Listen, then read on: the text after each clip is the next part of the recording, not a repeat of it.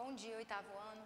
A nossa aula de ciências de hoje nós vamos fazer a correção da atividade de casa, página 269 e 272, e em seguida vamos dar sequência ao capítulo 1 do livro 3. Vamos lá? Todos com o livro aberto na página 269 para a gente fazer a correção. Bom, na página 69 a gente tem a seguinte atividade. Que tal contar o que estudou referente à puberdade por meio de uma história em quadrinhos? Para isso, crie uma história em quadrinhos explicando como o sistema nervoso e o sistema hormonal atuam na puberdade no corpo humano. Então, essa resposta ela é pessoal, né? Cada um vai desenhar, fazer a fala, né, de uma história em quadrinho envolvendo uma história, né, que envolva a puberdade. Na puberdade existem várias atuações de glândulas, né, que vão ser estimuladas nessa época pela ação de hormônios. Então você deve colocar quais são essas glândulas, quais são os hormônios, né, numa conversa aí, numa história em quadrinhos. E também quais são as alterações do corpo que se modificam, quais são essas alterações que acontecem durante essa etapa da vida, que é a puberdade, né? Nas meninas, né, o alargamento dos quadris, desenvolvimento das mamas, tá? Nos meninos, a mudança da voz, que fica mais grave, né? Ok? Surgimento de pelos na face. Então, aí fica a critério de vocês, tá bom? Essa resposta ela é pessoal. Agora, nós vamos para a página 272, para o desenvolver e aplicar, né? A hipófise libera o TSH, o hormônio estimulante da tireoide, que atua na glândula tireoide, estimulando a síntese dos hormônios T3 e T4. Com base nessa informação, pesquise e explique por que a ausência ou quantidades insuficientes do iodo causam a formação do bócio, né? O bócio, gente, é caracterizado pela falta, né, desenvolvimento da glândula tireoide, pela falta do iodo.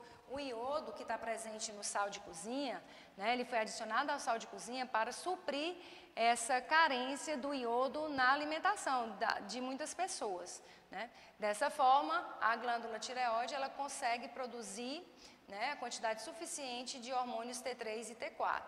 Então, se a pessoa não tem iodo na alimentação, né, ela vai produzir, né, de forma ineficiente o hormônio T3 e T4. Então, dessa forma, ela vai ser superestimulada, né, para tentar produzir o hormônio, coisa que ela não vai conseguir, porque na ausência do iodo não consegue, e ela acaba se desenvolvendo, formando o que nós chamamos de bócio endêmico, né, que é típico de determinadas regiões, tá? Agora nós vamos dar sequência, né, ao estudo das glândulas do corpo. Nós temos aqui os testículos e os ovários, né? Os testículos e os ovários são as glândulas que vão ser responsáveis, né, pela produção de hormônios e também pela produção de gametas. Como nós estamos estudando o sistema endócrino, tá? Nós vamos estudar a parte de hormônios. Então, existem dois hormônios, o FSH, que é chamado de hormônio folículo estimulante, e o hormônio LH, que é chamado de hormônio luteinizante. Esses hormônios, eles são extremamente importantes para que os hormônios masculinos, como a testosterona, seja produzido, e na mulher, a progesterona e o estrogênio, que vão ser responsáveis, esses dois hormônios, tá, pela produção, desenvolvimento tanto dos órgãos genitais masculino e feminino, como também dos caracteres sexuais, tá? Esses caracteres sexuais secundários, que só surgem depois, né, na adolescência, depois que a criança nasce, vão surgir apenas na adolescência. E quais são esses caracteres sexuais? No homem, surgimento de pelos na face, de pelos na axila, pelos pubianos, desenvolvimento de massa muscular, né, dos órgãos genitais. Na mulher, o alargamento dos quadris, né, tá? Que faz com que a gente pense, né, que ela está afinando a cintura. Na verdade, são os quadris que se alargam, né? Desenvolvimento das mamas, né, o surgimento de pelos nas axilas, pelos pubianos, ok? E o desenvolvimento dos órgãos internos do sistema genital. Então, aqui a gente tem, no homem, né, os testículos, tá? Dentro dos testículos, nessa região, vão ser produzidos os espermatozoides, e aqui no caso os ovários, né, que é a parte interna do sistema reprodutor feminino, e nós temos essa estrutura que está representada de amarelo, que são os ovários, são glândulas que vão produzir tanto o gameta feminino, quanto também os hormônios sexuais femininos, estrogênio e progesterona. E no caso aqui, né, dos testículos, nós vamos ter a ação, a produção de testosterona a partir também do FSH e do LH, que regulam a produção desse hormônio no homem. Agora nós vamos falar sobre as glândulas adrenais ou suprarrenais. Por que elas são também chamadas de suprarrenais? Porque elas ficam acima dos nossos rins. Essa glândula ela se divide em duas partes. A parte mais externa, que é chamada de córtex, e a parte mais interna, que é chamada de medula. Quais são os hormônios que são produzidos por essas glândulas, né? Nós temos o cortisol, que ele está frequentemente associado, né, também conhecido como hormônio do estresse, né? Ele promove a formação de glicose no fígado, tá? Quebra de proteínas, então tudo isso para dar uma reação a determinado estresse, né, do corpo a determinado estresse. Temos também a adrenalina. A adrenalina é um hormônio produzido, né, pelas glândulas adrenais, causa uma taquicardia, que é o aumento do número de batimentos cardíacos, aumento também da frequência respiratória, sudorese, né, a pessoa começa a suar mais, a boca fica seca porque inibe a produção de saliva pelas glândulas salivares e ocorre também o relaxamento da bexiga. E temos a noradrenalina, que também é um hormônio produzido pelas glândulas adrenais, que em conjunto, né, com a adrenalina também estão envolvidos no processo, né, em respostas a situações de estresse. Ok? Agora vamos falar da glândula tireoide, né? Essa glândula, ela fica localizada na base do pescoço, certo? E ela é responsável por produzir dois hormônios, inclusive daquela questão que a gente acabou de responder, os hormônios T3 e T4, né? Esses hormônios, eles ajudam no controle geral do nosso metabolismo corporal, né? A frequência com que o nosso coração bate, a manutenção da nossa temperatura corporal, o ganho de massa corporal, então tudo isso é controlado pelos hormônios da tireoide. Quando a tireoide produz pouco hormônio T3 e T4, a pessoa tem um quadro chamado de hipotireoidismo. Hipo quer dizer pouco, né? E se não for detectado no recém-nascido, o hipotireoidismo ele pode levar a um déficit de crescimento da criança e também um retardamento mental e sexual, e esse quadro é chamado de cretinismo biológico. É quando acontece o hipotireoidismo no recém-nascido. Tá?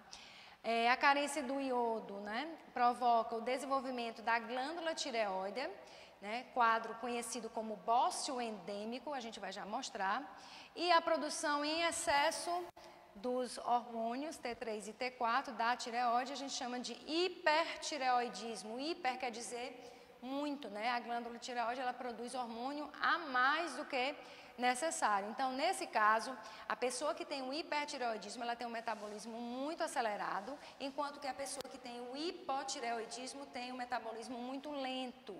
Então, o hipo faz com que a pessoa possa até ganhar peso, né, por conta do metabolismo ser extremamente lento. E o hipertireoidismo não, a pessoa fica extremamente magra, porque tudo que ela come, né, ela gasta muito rapidamente, tá? Porque ela tem um metabolismo muito acelerado.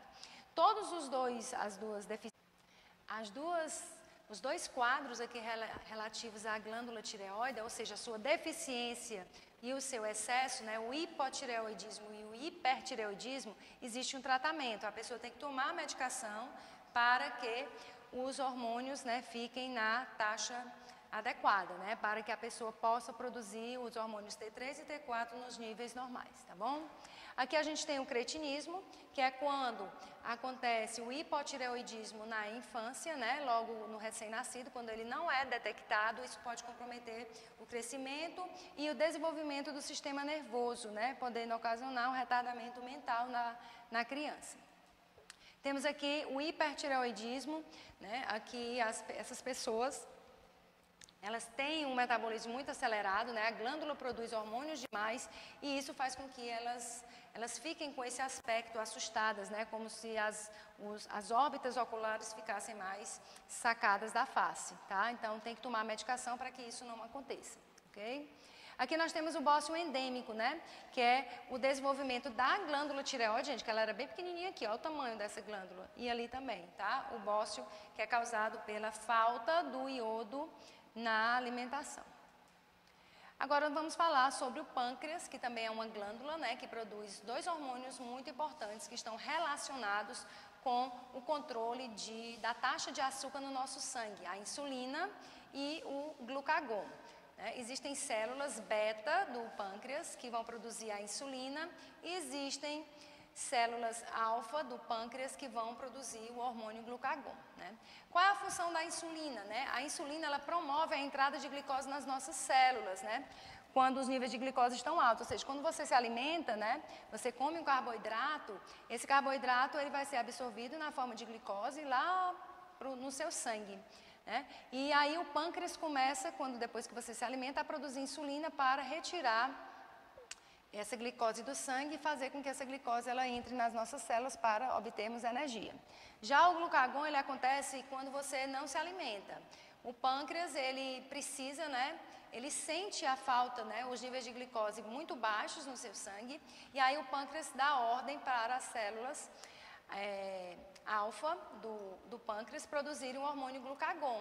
O que é que o glucagon faz? Ele vai quebrar a glicose que ficou armazenada lá no nosso fígado na forma de glicogênio e vai poder quebrar esse glicogênio para liberar moléculas de glicose no sangue, restabelecendo os níveis de glicose no sangue. Nós temos um quadro aqui, a diabetes mellitus, né? Que seria a falta ou a baixa produção de insulina. Isso ocasiona um aumento dos níveis de glicose do sangue, né? Então, a pessoa que tem a diabetes, tá?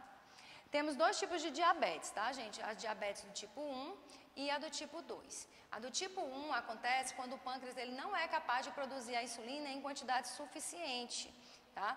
Isso pode acontecer tanto na infância quanto na adolescência, né? Mas também no adulto já foi observado. E temos a diabetes do tipo 2. Ela acontece quando o corpo ele não consegue aproveitar adequadamente a insulina que é produzida, tá? Quais são as causas desse tipo de diabetes aqui, tipo 2? A pessoa está no sobrepeso, né? Ela está acima do seu peso, o sedentarismo, a falta de atividade física, uma alimentação desregrada que pode elevar os níveis de triglicerídeos, né? Levar a hipertensão também, que é a pressão alta, e os hábitos alimentares, né? Totalmente inadequados. Isso pode, né? A pessoa ter uma alimentação muito rica em gorduras, né, em até mesmo açúcares, tá? Que pode levar a essa diabetes do tipo 2. E aqui a gente tem o pâncreas, tá?